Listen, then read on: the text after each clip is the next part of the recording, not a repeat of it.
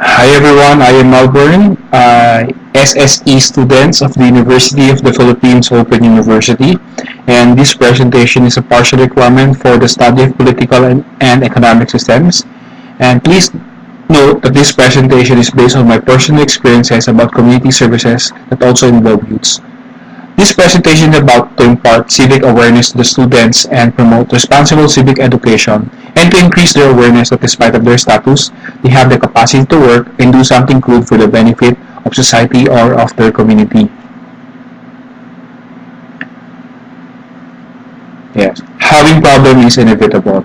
We individuals is facing and experiencing problems and concerns in our day-to-day living. Communities just like us is also facing problems. With the current situation in our country or in our society, it's very easy to spot problems or concerns from different aspects of our society or community. Community problems can affect each of us directly or indirectly. But just like our problems, community concerns can also be solved. It just needs proper and appropriate ways in handling it. The best part of it, anyone and all of us has the power and capacity to help solving it. Can you think of at least one community problem that is perennial in your community? Youth participation. This is very important because the youth is full of energy, aggressive, critical, decisive, and can apply pressure for change. Remember, the Philippine population is generally young as compared to other countries in the world. Hence, majority of our population are just like you and me. Yes, all of us, even you, even though you think you're still young, you can still be part of the solution and can still change and be catalyst of change. Remember our heroes like Rizal, Bonifacio, Luna, and others are still young when they work to create change for the country. Social development. It's making the life better for everyone by focusing on the improvement of every individual in society so they can reach their full potential. According to the South Commission report of 1990, it's a process which enables to build self-confidence and lead life of dignity and fulfillment. Bear in mind, helping is not synonymous to giving.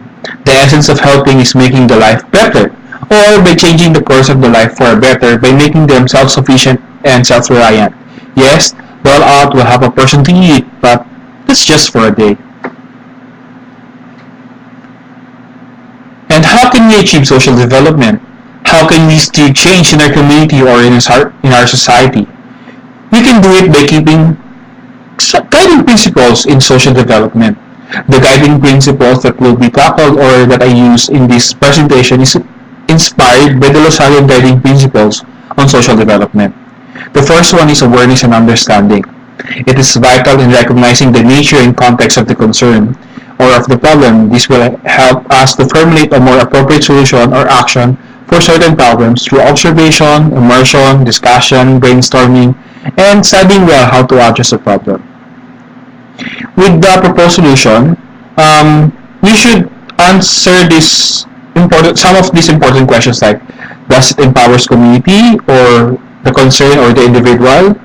Or the proposed solution, does it liberate the community to the problems? Or does it aggravate the problem more? Hence, we should remember that bailout is not an effective liberating action, since it do not liberate free people to poverty or to the hunger for the rest of their lives. And the next one is we should commit with other people or groups that has the same causes and actions. Remember, even Superman has the Justice League and is trying to save the world. Thus, collaboration is very vital in responsible civic education. The Michigan State University Extension has developed a plan on developing community service project. The steps are very simple and can easily be followed despite that it is anchored to service learning. Though service learning is a different variation, the step still applies to responsible civic participation. The first step in community service is picking a proper project by determining the needs of the community or of the society. The first step, this is the step where the problem is being understood thoroughly by brainstorming, checking out news, doing some researches, conducting survey, or even through immersion. The next step is planning your project. Good planning is important because it helps to make the project more successful. In my experience, every detail must be set and planned, and it should be well coordinated, including safety and well-being of the volunteers, and their preparation in conducting the service or project. And the next part is do the service. This is the part where the plan will put into action. For me, this is the best part of the community service because aside from providing service for the others, this is the part where the volunteers can earn new experience and learn new things.